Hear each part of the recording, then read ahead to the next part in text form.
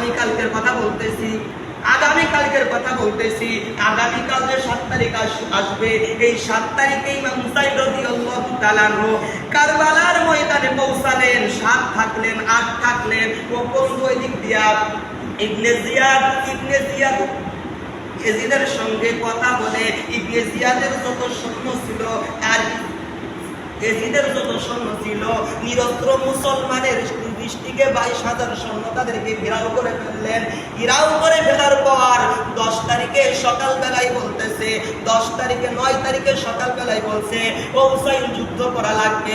ইমাম হুসাইন রাদিয়াল্লাহু তাআলা বললেন, আমি তো যুদ্ধ করতে আসিনি, আমি আসছি এখানে দাওয়াত পেয়ে আসছি, আমি আসছি এখানে আমরা কথা বলতে আসছি, আমি তো যুদ্ধ করতে আসিনি, অতএব আমি যুদ্ধ করতে পারবো না। 15 তারিখে যুদ্ধ করতেই হবে।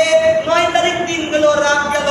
10 তারিখের দিনে সকালবেলা ফজরের নামাজের পরে লাইটটা অফ করে দিয়া, যে বাতি ছিল, যেটা মোমবাতি বলেন আর যাই বলেন, ওই সময় তো আর কারেন্ট ছিল না, যে আলোই ছিল আলোগুলো বন্ধ করে দিলেন ফজরের আগে।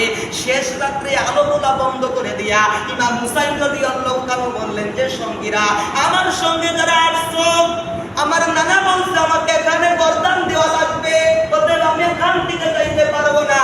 আমার সাথে যারা আসছো, যাদের দিনের মায়া আছে, যাদের নিজেদের মায়া আছে, ছেলের মায়া আছে, মেয়ের মায়া আছে, বিবির মায়া আছে, বাল বাচ্চার মায়া আছে, যাদের সম্পদের মায়া আছে, আমি মোমবাতিটা লিবাই দিলাম, আলোটা লিবাই দিলাম। তোমরা এই কারবালা ছেড়ে মদিনার রাস্তা ধরো, মদিনার মধ্যে চলে যাও।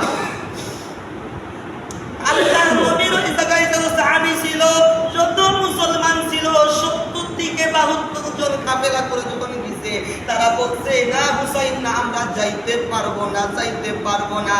আমি তোমাকে আমরা এই কারবালার মধ্যে ফেলাই, আমরা মদিনার মধ্যে যদি ফেলাই চলে যাই, কাল কিয়ামতের কঠিন মুসিবতের দিনে তোমার নানা আমাদের নবী রাহমাতুল লিল আলামিনের সামনে দাঁড়ায় আমরা জবাব দিতে পারবো না। অতএব আমরা যাব না।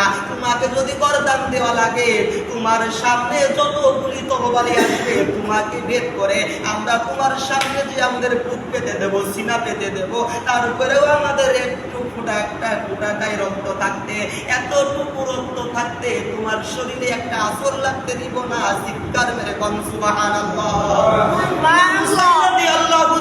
10 তারিখের দিনে একা যুদ্ধ করতেছে বন্ধু। 70 থেকে 72 জনের যে কাফেলা নিয়ে গেছিল, সকলেই আস্তে আস্তে যখন শহীদ হয়ে গেল। ইমাম হুসাইন রাদিয়াল্লাহু তাআলা দুটো সন্তান ছিল, কয়টা? দুটো ছেলে ছিল। একজনের নাম আলী আকবর, বড় ভাইয়ের নাম আলী আকবর, ছোট ভাইয়ের নাম আলী আসগার। আলী আসগার ছিল 6 মাসের শিশু। এই আলী আসগার 6 মাসের শিশু তৃষ্ণায় পানি না পেয়ে মায়ের কাছে কান্না করতেছে। ইমাম হুসাইন রাদিয়াল্লাহু তাআলা দরজা থেকে বাহিরে এসে বলতেছে, ও ইমাম হুসাইনকে বলতেছে, স্বামী আমার, আমরা নাই অপরাধ করেছি, আপনি নাই অপরাধ করেছেন, এই শিশু সন্তান তো কোনো অপরাধ করে নাই। দেখেন তো কুফানগরের মানুষ এই শিশু সন্তানকে একটুটা পানি দেয় কিনা।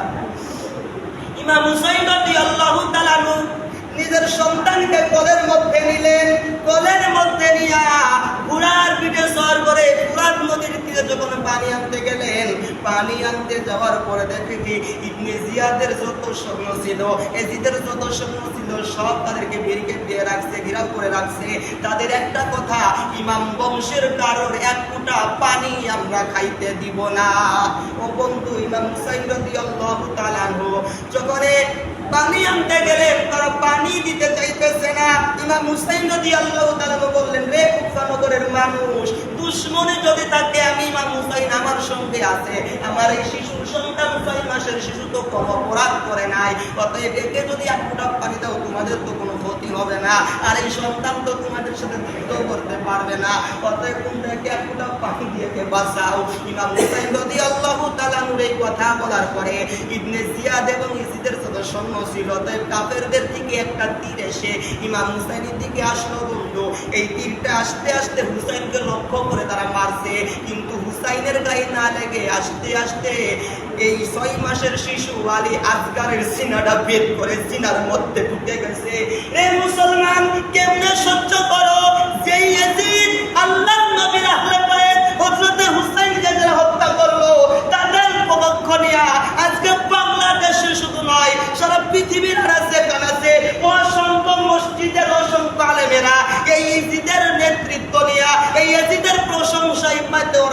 করতেছে, এজিদকে রহমাতুল্লাহ আলাইহি বলতেছে, আর তাদের পিছনে মুসলমান ঘোরো ঘোরো ঘোরো।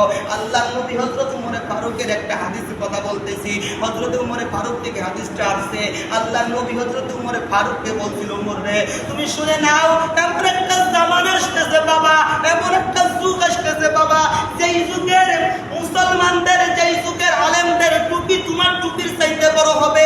কথা ভালো করে বুঝবেন, যেই দেশের আলেমদের টুপি তোমার টুপির চাইতে বড় হবে, যেই দেশের আলেমদের দাড়ি বাবা তোমার দাড়ির চাইতে বড় হবে, যেই দেশের আলেমদের পাগড়ির ঝুল বাবা তোমার পাগড়ির ঝুলের চাইতে বড় হবে, যেই দেশের আলেমদের জুব্বার ঝুল বাবা তোমার জুব্বার ঝুলের চাইতে বড় হবে।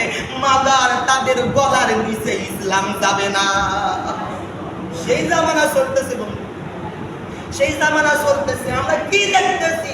ইমাম হুসাইন রাদিয়াল্লাহু তাআলা কে যারা হত্যা করেছে, যে ইয়াজিদের নেতৃত্বে হত্যা করেছে, আমি সংক্ষেপ কথা, সময় কম যেহেতু, এই ইয়াজিদের যে বিবরণটা আমি আরেকবার দিই, গত সপ্তাহে একবার দিছি, এবার আরেকবার দিই। ও বন্ধু, ইয়াজিদ কে ছিল?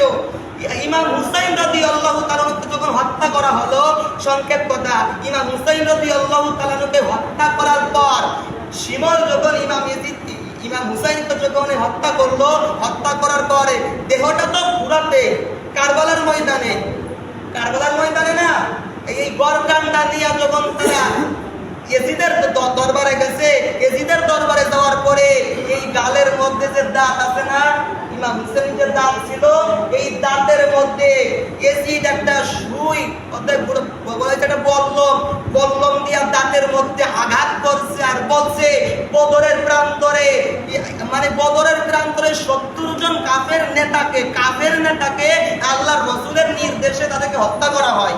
70 জন কাফের নেতাকে আল্লাহর রাসূলের নির্দেশে তাদেরকে হত্যা করা হয়। এই 70 জনের একজন ছিল এই ইয়াজিদের দাদা, উতবা নাম ছিল, উতবা।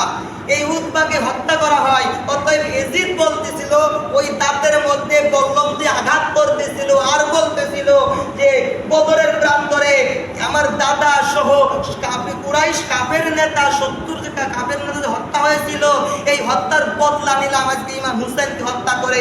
মুসলমান এরপরেও যদি কোনো ব্যক্তি ইয়াজিদকে রাহমাতুল্লাহ আলাইহি বলে, এরপরেও যদি কোনো ব্যক্তি ইয়াজিদকে রাহমাতুল্লাহ আলাইহি বলে আল্লাহর ওলি সাজাইতে চায়, যে ইয়াজিদ সারা রাত নামাজ পড়েছিল, কথা বলতেছে এখন আলেমেরা, ইয়াজিদ সারা রাত নফল নামাজ পড়তো, ইয়াজিদ মসজিদের ইমাম ছিল, ভাই আমরা কোনটা অস্বীকার করি না। ইয়াজিদ যে মসজিদের ইমাম ছিল, সিরিয়ার দামেস্কের শাহী মসজিদের ইমাম ছিল, ইয়াজিদের পিছনে, আমার পিছনে ভাই কয়জন মুসল্লি নামাজ পড়ে?